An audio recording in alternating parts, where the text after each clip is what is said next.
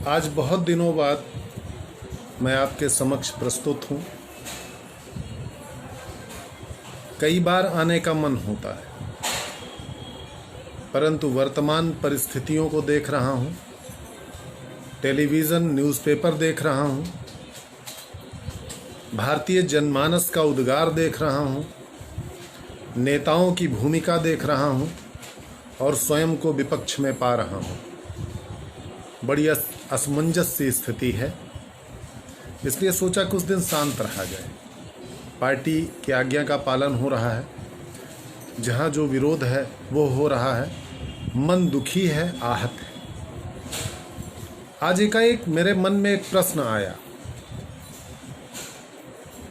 सरकार हुजूर ने अध्यापकों को विवश कर दिया कि आप विद्यालय में आए। मेरे समझ में नहीं आ रहा है, जब क्लासेस ऑनलाइन ही होने हैं तो फिर विद्यालय क्यों बुलाया जा रहा है? क्या वो अपने घर से विद्यालय तक आएंगे? कितने हॉट स्पॉट वो क्रॉस करेंगे? विद्यालय में वो तमाम अध्यापकों के साथ, कर्मचारियों के साथ क्या सोशल डिस्टेंसिंग का उतना पालन कर सकेंगे जितना वो घर में रह के कर सकते हैं? जब ऑनलाइन क्लास ही पढ़ाना है तो मोबाइल, लैपटॉप, कंप्यूटर, इंटरनेट अध्यापकों के घर है, छात्रों के घर है। जब मार्च से अब तक कोई पहाड़ नहीं टूटा है, तो जब कोरोना की संख्या भयावह हो रही है, 7 लाख क्रॉस कर गया है, विशेषज्ञ कह रहे हैं कि अब यह हवाओं में भी मिश्रित हो गया है, तब इन अध्यापकों को बलि का बकरा क्यों बनाया जा रहा है? मैं अध्यापक नहीं हूँ, मैं अध्यापक का पुत्र हूँ। मैंने होश संभालने से लेकर के और पिताजी के भगवान को प्यारे होने तक एक अध्यापक के ही द्वारा पोषित किया गया, पाला गया। मैं एक अध्यापक के मर्म को, दुख को, कष्ट को, उसके जीवन को समझ सकता हूँ। समाज का बहुत कमज़ोर प्राणी होता है, सारे लोग सम्मान देते हो, लेकिन यह भी मैं जानता हूँ कि आपकी भावनाएं क्या होती हैं।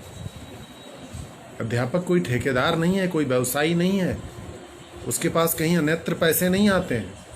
यदि उसकी आंख बंद हो गई तो उसके बीवी और बच्चों के लिए कोई नहीं है। ये एक हास्यास्पद स्थिति आपने पैदा कर दिया है। तमाम वो लोग, देखिए आप 112 पुलिस में रोज कहीं 16 कहीं 12 निकल रहे हैं। चिकित्सक हमारे कोरोना पॉजिटिव निकल रहे हैं, नर्स बहनें कोरोना पॉजिटिव निकल रही हैं। ठीक है, जिनका अपरिहार्य है काम, मैं भी कार्यालय में आके बैठा हूँ, मेरे लिए भी रोटी का सवाल है, परिवार का सवाल है। लेकिन आप जिन्हें सुरक्षित रख सकते हैं, जिनसे कार्य आप घर से ले सकते हैं, उन्हें आप मैदान में क्यों उतार रहे हैं इस भयावह स्थिति में?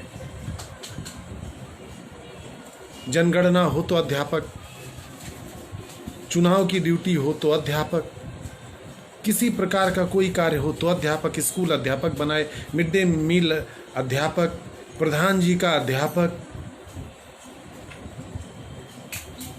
यदि आपके अध्यापक भयावह स्थिति में आ गए तो शिक्षा का स्तर कहाँ है? फिर आने वाले किन आगे वर्षों में कहाँ चला जाएगा? न्यायोचित बात कीजिए। यदि वो अपने कार्य को अपने घर से रहकर सुरक्षित रहते हुए अपने छात्रों को ऑनलाइन पढ़ा रहे हैं, तो बेवजह उन्हें विद्यालय बुलाकर हाजिरी लेने का क्या मतलब है? आपके पास तमाम ऐप हैं, आप उनका पता कर लेते हो, ट्रैक कर लेते हो, यहाँ है वहाँ है। तो प्लीज़ सरकार से मेरा अनुरोध है, अब आपने विद्यालय खोल दिया सरकारी, तो प्राइवेट शिक्षण संस्थान भी खुल गए। फिर कोचिंग वाले भी अपने अध्यापकों को बुलाएंगे, इंस्टीट्यूट वाले भी अपने अध्यापकों को बुलाएंगे।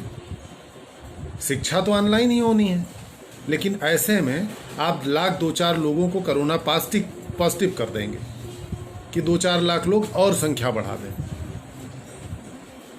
इसलिए यहाँ से काम लीजिए, और यदि आवश्यक ना हो, आप स्वयं कहते हो, आपके कोई टेलीफोन मिला देता है तो उसमें घंटी नहीं बजती है, वो मैडम बताती हैं कि बहुत आवश्यक ना हो तो घर से ना निकलें।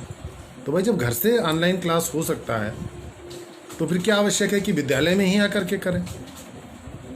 इसलिए सरकार से अनुरोध है कि कोई भी निर्णय लेने से पहले जिलाधिकारी महोदय और तमाम अधिकारी महोदय इस पर विचार कर लीजिए।